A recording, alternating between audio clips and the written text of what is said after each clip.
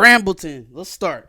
Let's get into it. Let's do it. Okay, somebody's hyped now. Let's do it. You just gave this man an L like 2 weeks ago Because he was wouldn't drop bullshit. the album. Because he was bullshit. And if he did drop Nah, it he 2 was weeks just ago, he setting up- wouldn't have got the L. He was setting up his rollout, bro. You can't give him. No, like the last month of the rollout was one track. It was the Jay-Z verse. That was it. Yeah, but it got people hyped. And it was got fucking me hyped for it. fucking Arby's diss. Yeah, no, that's wild. Like, That's absolutely wild. but did it work? Pusha T has dropped his latest album. It's Almost Dry. And Marcus has not stopped talking about it since it's dropped. I haven't stopped playing it. Brambleton was heat. I think we got a lot of the we got some of the Drake shots in Brambleton.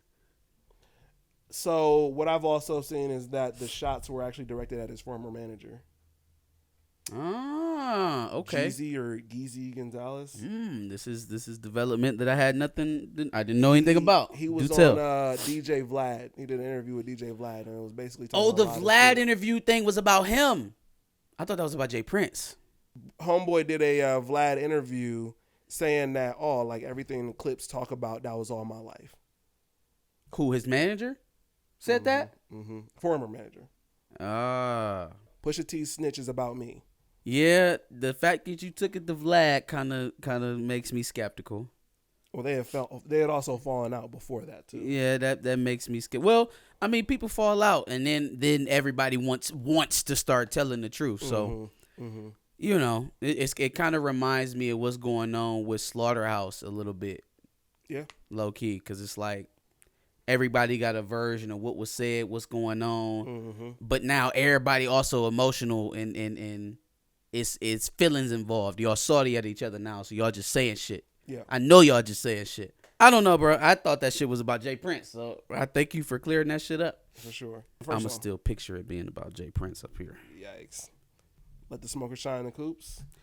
Let the smoker shine in Coupes. If money was the evil root, let the smoker shine the Coupes. I think Pharrell produced that one, but it sounds very Yeezus-ish. That's what I thought. I think it was a good mesh. Like it was times where I felt like we was on good. It was times I felt like we was Rockefeller. It was times that I felt like it was just a straight up Def Jam album. It was very Yeezus-ish, but Pharrell was the one that produced that one. Okay, Smoker Shine. Okay, yeah. Sure. With the very, God like, music background, noisy. Yeah, no, it was very. But it was a good song. Up tempo, faster pace for sure. And then we move on to "Dreamin' of the Past." Might be song of the year. Might be. You know, not crazy? My favorite song on the album. Okay, but could easily be song of the year. All right, so we're on the same page. So if I had to say, first of all, for the album, that's the one song that I'd be like, take that off and make it a single before, like take it off instead of the whole verse. I actually like the whole verse a lot more now because you know what I did.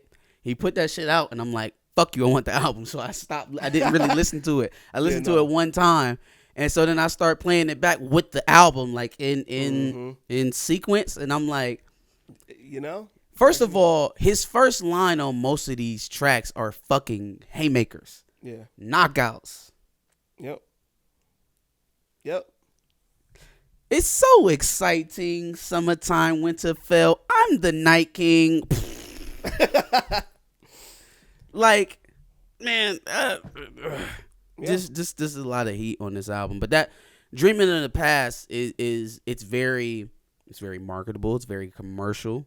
Right, it's very positive, so it's gonna get played on the radio. Well, the lyrics aren't all that positive, but the chorus sounds very, they got Donny Hathaway on there, so it's it's very, this is a good summer song. They're gonna drag it all through the mud, so I know I'm gonna get my plays out now before I start hating it.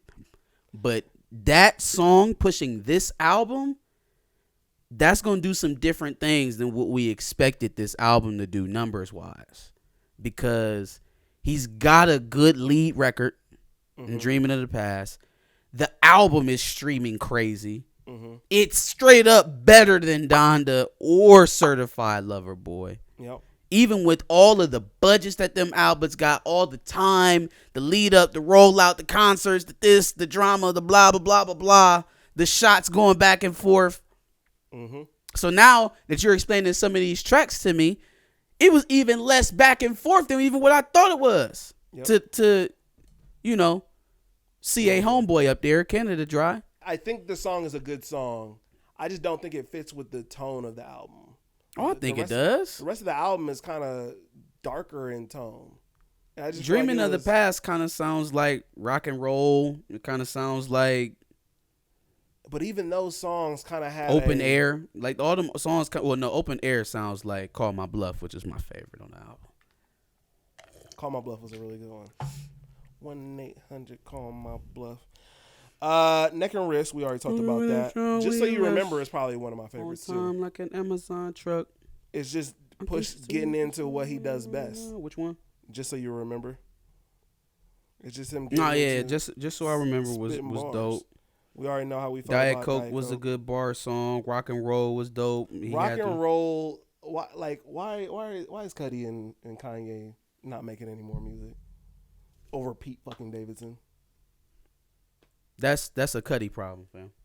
That's so fucking dumb. That's a Cudi problem because Kanye has to be in some sort of conflict with Pete Davidson right now because he just got divorced and that's her new boyfriend. Like, that's his business. Right. Why you're in the middle of that in any respect, I have no idea. Like, why are you in his? You don't even want to work with his him anymore? family business, fam. What the fuck? See, that's that shit. Now, a lot of we live in Ohio, right? So obviously a lot of Cudi fans around us, and a lot of people, they all take up for Cudi, right? Oh, Kanye took this from Cudi, took that from Cudi, blah blah blah blah blah blah. Cudi ain't in Cleveland no more. Cudi out there in California with all the socialites and the celebrities, right? So now all of a sudden, over the man who's responsible for putting you where you at, regardless of how you feel about how their sounds adapted and who took what from who. There is no Kid Cudi the way we know Kid Cudi without Kanye West. That's fair. That's fair. So now, in some sort of back and forth between a father and a step boyfriend, not a stepfather, just the fucking new boyfriend, the new boy toy of the week, because y'all know Kim Kardashian. So the boyfriend of the year or the next month or whatever. And Kanye West. And Kanye. It wasn't fucking Pete Davidson that was getting your demo played at fucking Def Jam, nigga, or wherever he was getting it played at. It was fucking Kanye. Fucking Pete Davidson didn't sign your ass to good music and release you to the world the way that you needed to be. Fucking Kanye West. Kanye West introduced your sound to the masses. Not fucking Pete Davidson. Not some fucking one of your socialite celebrity friends that you picked up in the last 5 years since you've been acting. So why Cudi even has a stake in what the fuck is going on between him and Pete Davidson and Kim Kardashian? It has no. I don't understand it. You from my town, so I mind your business, fam. Stay and got a grown folks shit. Is what you need to do. You too involved in other people's shit. And that being the impetus for y'all to not continue doing business with each other. I don't get that at all. I don't understand that in the least bit. That's none of your business. You shouldn't be involved. Who cares? I don't give a fuck if he pulled up and smacked the shit out of Pete Davidson. That ain't none of your business. Yep. Yeah, no, and I'm just upset that it has to happen after a good Kid Cudi and Kanye feature together. Because it could have just happened after one of their misses, and I'd have been like, all right, whatever. Yeah, I'm not gonna lie. The kind of the craziness around Kanye and all of his beefs that he got going on right now kind of got me distant towards his involvement with certain shit. I felt like both of his features on this was great though. Both of these features on this was great. Call My Bluff. We already kind of explained that. On time like an Amazon truck. I can see some hitters right now. 1-800 Call My Bluff. Yeah, Call My Bluff is my shit. That's my favorite song of the album. Scrape It Off. Great Uzi verse. Yeah, one of the best Uzi verses. Lackluster hook by Don.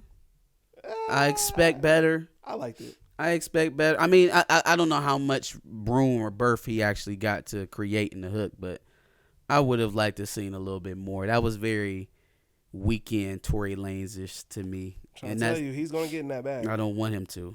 I don't want him to. Stay a Jack boy. Stop saying that. Just be a Jack boy for a little longer. Yikes. Hear Me Clearly is a song we heard before the album dropped. Hear me, clear me. If y'all niggas fear me, just say y'all fear me. Fuck all these fairy tales. Now, I know who that one was to. I know who the fuck that one was to. There was no confusion in that one. And that is followed up by Open Air and I Pray For You.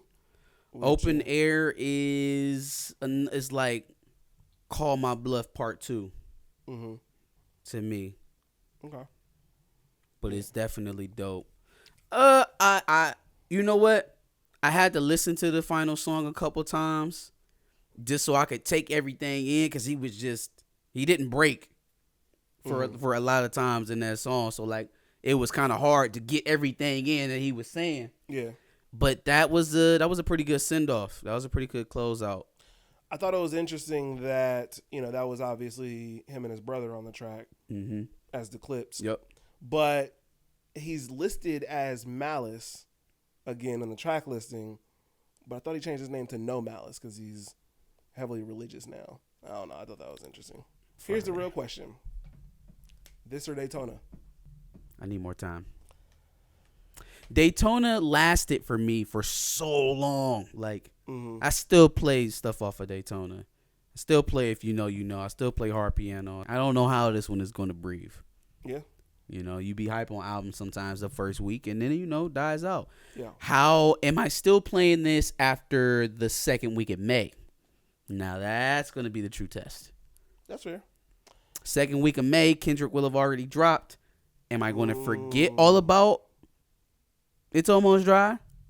If I'm not and I'm still playing this album, oh, yeah, we got one. We got one. For sure, we got one. After a couple of listens, I still got Daytona over this. Only because, like I said, I would have left off that first Kanye track off the actual album. I would have still released it because it's a good one song. of the best songs. Yeah, I was about to say one of the best songs. It's a really good song. It's definitely going to be the lead. To me, it doesn't fit with the rest of the album. It's very different. That's the only reason I would leave it off. Now, I would definitely say Daytona is over this one.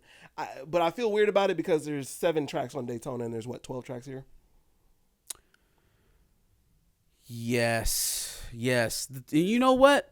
The quantity did not bother me that much. I thought it was when I looked at the track list, and it did not bother me that it was only 12 tracks. I felt like that was a good sweet spot. Yeah. I'm still hung up on that you saying I've been dreaming of the past doesn't hang up because she on what song is it that he samples Beyonce? Rock and Roll. Is that Rock and Roll? Yeah, that's what I'm saying. Like, what's the difference? It's why does Rock and Roll fit, but Dreaming of the Past doesn't? Rock and Roll has a darker tone to it. The entire album has this just much darker tone, whereas this one kind of has this Donna Hathaway funeral organs playing in it instead of. It feels so much more happier and a little bit more Fam, do you hear what the fuck he's talking about? Yes. Kevlar in his Balenciaga jacket lining, it's not happy. His content aside, the actual production of the song at the very least doesn't mesh well with the rest of the album. I'm not saying it's a bad song because it's a really good song. I just don't think album-wise it fits. I disagree. I thought the whole thing was cohesive. To go from that and then to go into Neck and Wrist, maybe after just coming off of let the smokers sign the Coupes, like that, it just didn't. Maybe the placement is weird. Maybe, but I don't think the content is any darker than anything else on the album or any lighter than anything on the album. And then in terms of like the upbeatness or the tempo of the the production. It's right there with Rock and Roll. It's the same joint. But, okay. Take Rock and Roll and put it in between Let the Smokers Sign the Coupes and Neck and That's Wrist. why I just said placement is probably the problem over it just being on the track overall. Sure. Yeah, if they would have put those 2 tracks back to back, it probably would have flowed a little bit better. Like if you were playing the album straight through. Now, why that's not hitting me, probably why it is because I've been shuffling the hell out of this joint. I just want to hear it. Yeah, no.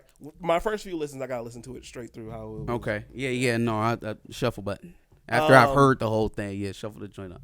I have another question for you. Okay. Where does this start to put Pusha T in the pantheon, or even were we talking about currently top 10, top 5? Because what we've just seen from an artist like Tyler, puts out Igor, great album. Comes back, puts out Call Me If You Get Lost. Mm-hmm. Another great album, back to back. Now all of a sudden we talking about Tyler reestablishing himself in the game as a real threat. Yep. Where are we at with Pusha T? Because I have no reason to believe that he can't keep making projects like this. This is an old man's album. This is an old man's rap album, and it's blazing the streams right now. Yeah. So that's a really good question, because I've tweeted and said that Daytona in this album much better than Scorpion. Oh, and fuck yeah, that's Certified not. Lover Hey man, Boy. that just goes without saying. If you don't agree, you have shit music takes. And I'm just gonna throw it out there. The last 2 albums of Pusha T's have been definitively better than the last and let's say that it is damn near 70 tracks in the last 2 albums versus 19. Yeah. Yep. That's crazy. I'd also be willing to venture that maybe the last 2, no, for sure, the last 2 Pusha albums have been better than the last 2 Kanye albums. Yes. Yeah. So wait, that's of Jesus is King. Donda and yeah, no, that wasn't a good one. Yeah, I agree. Like the only, I don't know who's put up a better 2 album run. I want to say Tyler. Okay, Tyler. Yeah, Tyler. Yep. And if we putting Tyler up there, you got to give Pusha something. Are we saying like all time or just like recently? I was just talking about recently. Okay. Yeah. But then you also got to think about the fact that Pusha has 2 classic albums with the Clips as a group, mm-hmm. and then has gone on to. And that's my point career. Is that Push was a known commodity before he started making these modern classics, right? Mm-hmm. So now you talk about somebody who and when I say known commodity, I mean in the industry, not rap. Mm-hmm. It's a difference. Yep. I didn't say he was a known commodity in rap. I said he was a known commodity in the industry of music. Yeah. And so then now you got 2 albums that have topped your year. Now it's not over because K-Dot is right behind him. Still got Cole to go. We still got Future. Thug is going to Schoolboy. So we got a lot to go. He got out first. He in lane 1. He's out to the races right now. Mm-hmm. So if it holds, which I think it will, if it holds, hey man, y'all screaming out top 5. I only see top me.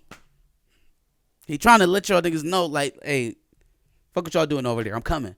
Yeah. I'm coming. Yep. Yeah, I think it's interesting that you said not just in rap, but in the industry, because when he was with Clips, he was doing songs with fucking Justin Timberlake and... Dog. Ba-da-ba-ba-ba. I'm loving it. That's Pusha T. Yeah. So, yeah, you got to think about shit like Good that. Good night. I definitely think Pusha T should be considered a lot higher after another for sure arguable classic. He's moving into that pantheon, that elder statesman's role. Like he's carving it out so himself. Quietly, yeah, and assassin-like. Yep. Yeah, it's just like all of a sudden at 44, we looking up at Pusha T like, God damn, he may be top 5. And it's not hard to argue that. Yeah. It's really not. Like if we just talking rap, even if you want to talk sales at this point, because you can't take this album away from him. Mm-hmm. You can't take Daytona away from it. Mm-hmm. You want to talk numbers? Let's do it. Yep. You want to talk actual, like, who's better at rapping? That's not where you wanted to start in the first place. So we know that's not what you want to talk about. He's there. At the very least, he's got 4 classic albums. He is there. Okay, we can't include this one yet because, like I said, it's a little too early. But he's got at least 3 classic albums under his belt. Daytona, Lord Willin' with Clips, and Hell Hath No Fury. Give us your thoughts on the Pusha T album. It's almost dry. Give us a rating 1 through 5. What you thought. Don't forget to like, share, and subscribe, and come back. I know we kind of be slacking on the music reviews, but we'll be ramping that up soon, some more for sure. Oh yeah, and make sure you subscribe. Like my man said, we do this for every big album release. And make sure you check out our playlist. We've gone over pretty much all the big releases, like I said. So go back and see what we thought about some of the other releases that have come out recently.